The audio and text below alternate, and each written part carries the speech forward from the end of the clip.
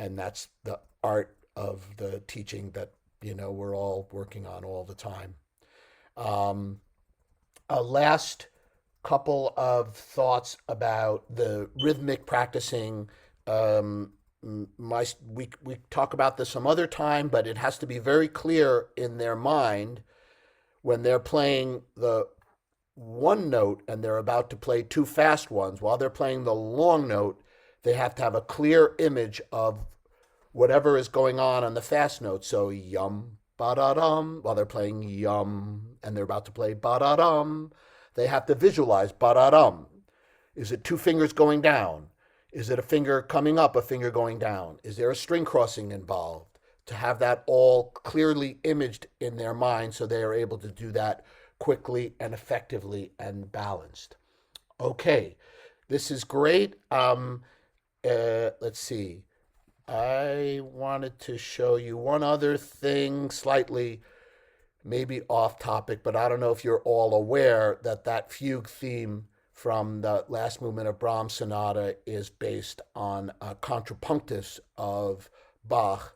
At this time in Brahms's career, he had been touted by Schumann as the savior of music, the next Beethoven, and he felt like his counterpoint chops were nowhere near up to Beethoven or Mozart, and he was just on a crusade to work on his counterpoint. He tried to enlist Clara Schumann in a little exchange of counterpoint exercises on a daily basis, but she couldn't compete, and he did the same thing with Joachim, who tried, but it would be like saying to Roger Federer, let's work on our tennis together.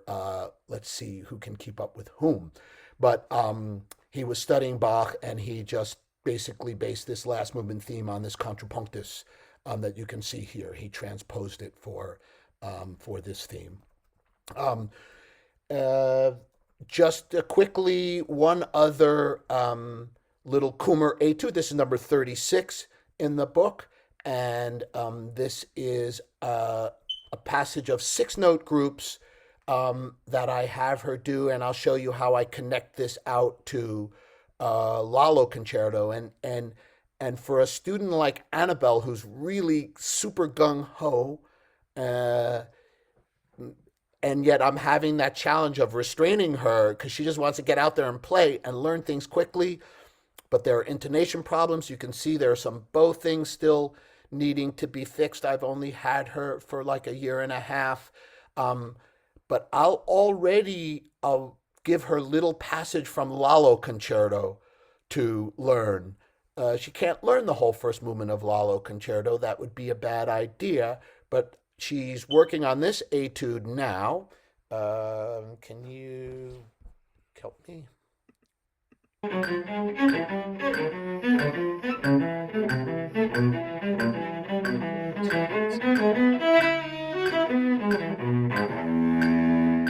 Now she's going to go to this next one.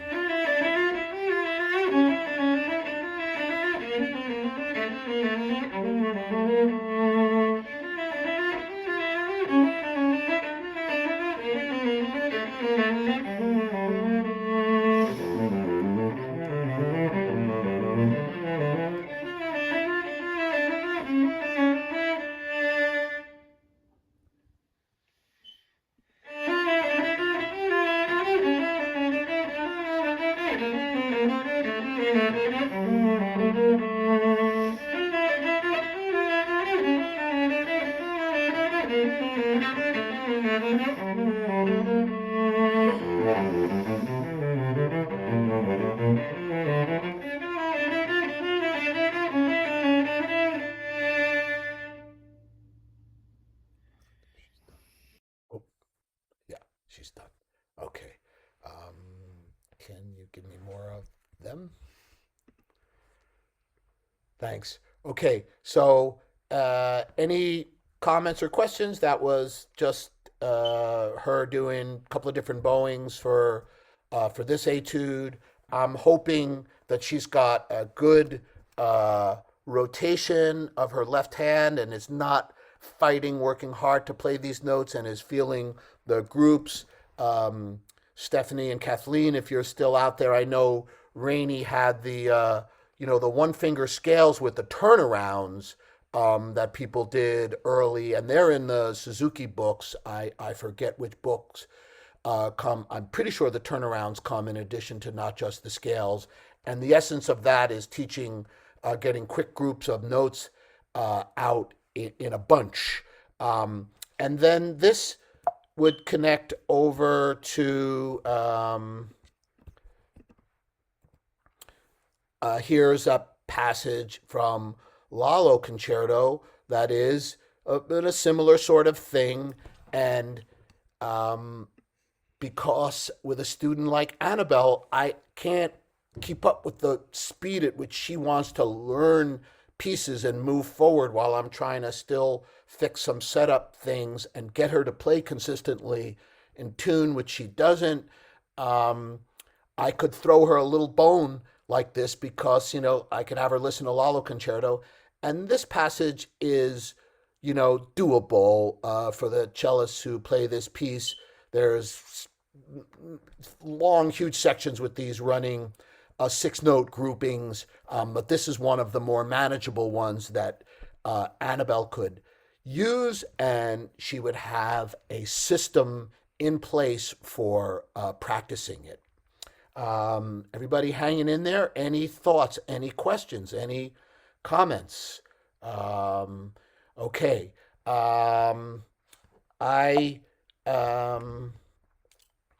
This is the inchworm. Elena, did we do the inchworm when you were with me? Jasmine, we haven't done it yet. We were talking with Julie about the thumb, and this is a really useful exercise for setting up in thumb position. My hands are freezing cold, so I'm not going to try to play it. But when placing the hand ready for thumb position, one of the important things is to not lift it up from here. If you have your cello handy, you could try this, or next time you do, but you'll notice if I lift my arm up here to find my position, I already feel a little tension in my shoulder and a tendency to hang too low for thumb position. But instead, I'll take my arm down from above, and then I can begin to feel what I want to feel in thumb position, which is the counterweight of my shoulder blade, my left shoulder blade. I want to feel that hanging to counterbalance my suspended left elbow. And there's so many problems in the beginning with students with getting this thumb position business set up and arranged without crookedness, or nobody really wants their arm up in the air like that. So we have to find a way, and Julie talked about it. There's the same clinging that Julie talked about. That's a Margaret Rowell term that Rainey used all the time. This feeling of hanging and the back involved, which Greenhouse talked about all the time. And then this, I don't know, do I dare to play?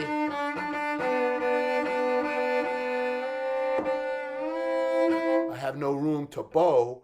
What you're also studying is the weight distribution between thumb and two, and the degree to which that can vary. That's not a static feeling, the weight distribution between the thumb and the fingers. In general, I don't like the term thumb position, but it's too late for me to change that from the lingo.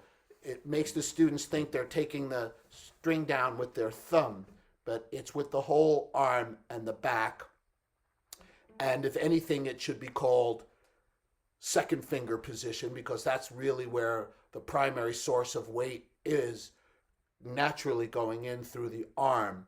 But also, when you come up to this position, thumb on D on the A string, second finger on B on the D string, You want to take a second and make some gentle little circles, like you're about to have a shift, but then you don't, just to get this balance set up, and experiment yourselves and with your students with different weight distribution between the thumb and the second finger. And then when you do this exercise, the finger that moves a half step might have a little more weight in it than the finger that moves a whole step. So a little more weight in 2 as it goes a half step to C, and a little lighter the thumb as it goes a whole step to E, light going a whole step. So that's the inchworm. Really valuable for getting set up for thumb position, for thirds, octaves, really a little while on the inchworm, and then when you start teaching octaves, you're going to be in great shape, much better shape with the setup for octaves. It's very valuable, and this is in a book called Cello Ergonomics by Steve Doan, which used to be really hard to find, but it's become easier to find. Any comments or questions? I'm going to go forth with a few other things, and then maybe we can kind of wrap it up because we've been going straight for 2 hours. The next thing I want to talk a little bit about is these 3-finger position exercises. This is with, thank you. Okay, so yeah, there are 2 of these. This is from Starker's book, and this is a really neglected part of cello teaching, I find, and I get lots of students who'll come, and they can do a lot of things well in the what we'd call the neck positions, 1st through 4th, and all the positions when the thumb is up, which, lack of a better term, thumb position. But these in between positions, this is the first 3-finger position, which is sometimes 5th position on the cello. But then a half step above it is the absolute case where, and I'm going to go over to the one with extensions. He gives you those with and without extensions. Here you are.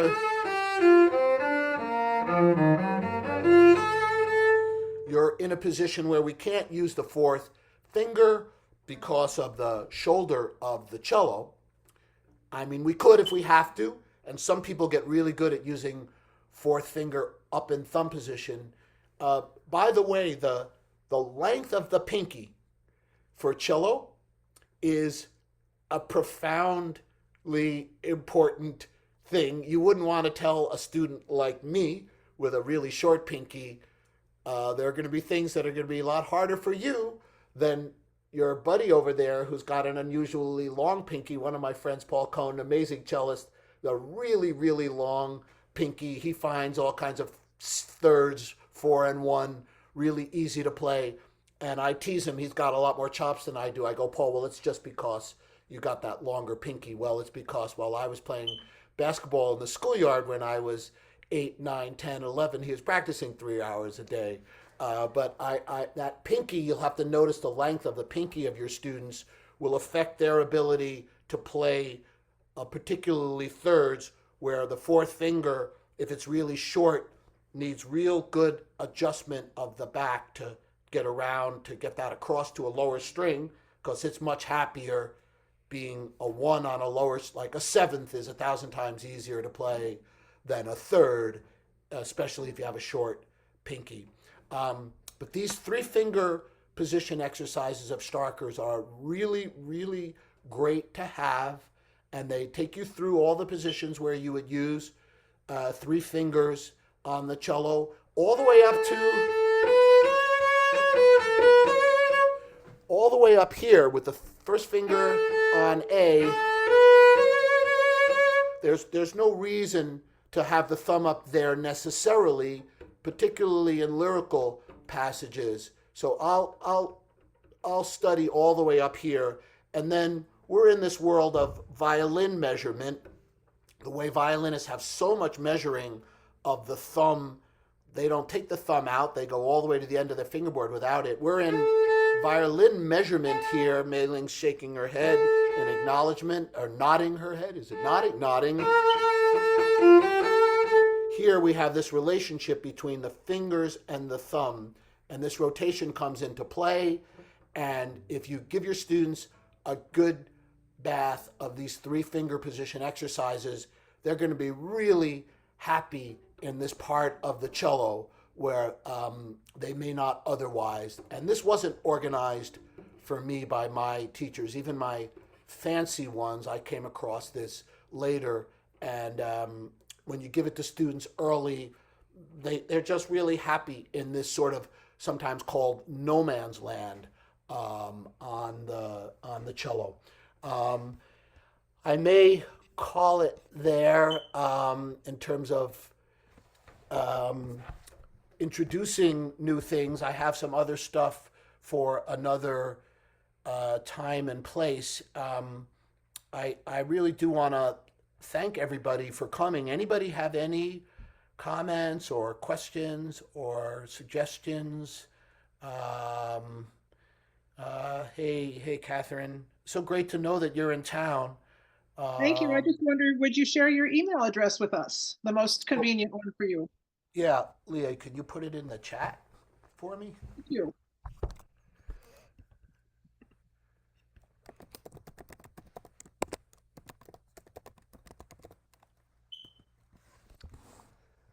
So it's in the chat. If you don't want to take it out of the chat, it's A. Luchansky, all small case, ALUCHANSKY at csus.edu. And I imagine I'll be able to keep that even next year when I'm no longer going to be up at Sac State, except to stay a little involved in the string project and my concert series, and we're figuring out who's going to be taking over for me there. But we got some exciting prospects. Anybody else have any thoughts or comments or questions? Could you also write the name of Julie's last name as well? And Yep. also, Hochman, oh, sorry. Hochman, yeah. Her email address is cello mama something. It'll be in my mail somewhere. And yeah, I'm sorry. I appreciate everybody's patience with the technical challenges of the first part of the session. And Stephanie, Kathleen, I know is gone. She's over in Spain somewhere, I think. So it's probably getting to be. If it's 9 o'clock at night, they're probably starting to go out for dinner there. And but it's been a real pleasure, Stephanie. I appreciate your moderating this. And there's Jasmine, thanks so much. We've got Julie up there, Cello Mama 1222 at Gmail. I want to say to you, young folk, Elena, Mei Ling, Jasmine, so proud of you. You're the future of teaching, and you guys taking a jump into doing this and getting training, and your commitment to this. It's so important to have well-trained teachers, and I appreciate the 3 of you guys come in, especially Jasmine and Mei Ling. I know you're in the middle of school, so I'm sure you got homework and practicing to do. But that's all I have to say for today. I thank everybody for coming, and Stephanie, Kathleen, thanks so much for having me.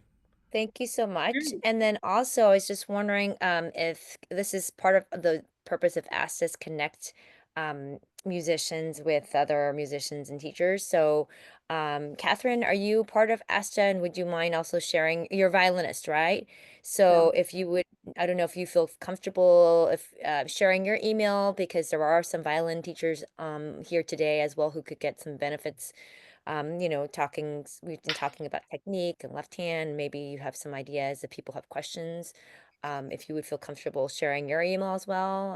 I know Luchansky mentioned that it might be great for him to connect you with Alina, and so I don't know if how you feel comfortable. If that would be fine. And I want to thank everybody for being here. We really appreciate. Yeah, thank you so much, Andy, for for all your expertise. These are great ideas, inspiring me to go back and practice all these things that I never got around to doing. So I really appreciate these new ideas. I wanted to mention, Andy was talking about how helpful it is to observe teaching. And we have a new program starting up. It's called Fly on the Wall.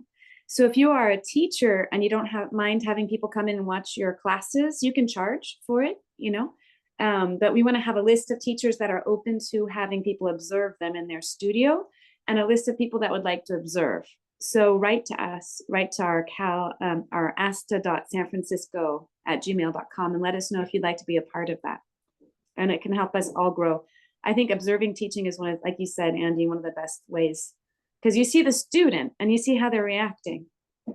And we can't always see that when we're teaching because we're too busy thinking of what we're going to say next. So The greatest, those sorts of apprenticeships, and I know Rainey was that way. Starker always said, just anybody wants to come in and watch, just come in. And there's no need to charge. I mean, it's the greatest way to learn is watching a great teacher teach, or a more experienced teacher teach. The more you've watched when you start doing it, the more confidence you'll have. And of course, for those of us who've been teaching a long time, there's some things like in anything that the only way to learn is that eventually you got to do it and jump in the water and start swimming. But that's an awesome idea, Kathleen, a brilliant idea. And I also just want to say it's just so great, Kathleen, that I don't know if you guys know, Kathleen's like a world-class cellist. I mean, she's just a phenomenal, high-end, great cellist, a great artist. And for her to be taken on president of the local ASTA, from sometimes from thousands of miles away, it's great. It's just a thrill, So and great for you to do that. So nice to see you and see what's become of your career. thanks, So Dan. thanks again for having me. And Stephanie, I know you're doing great things. I haven't kept track, but glad to be back in touch. Well, thank you so much, Andy, and we really appreciate also your CSUS.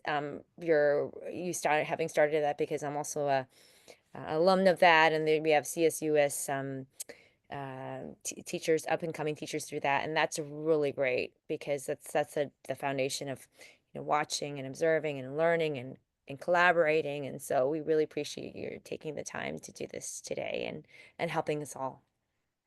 Thanks, everybody. Thank you. Thank you.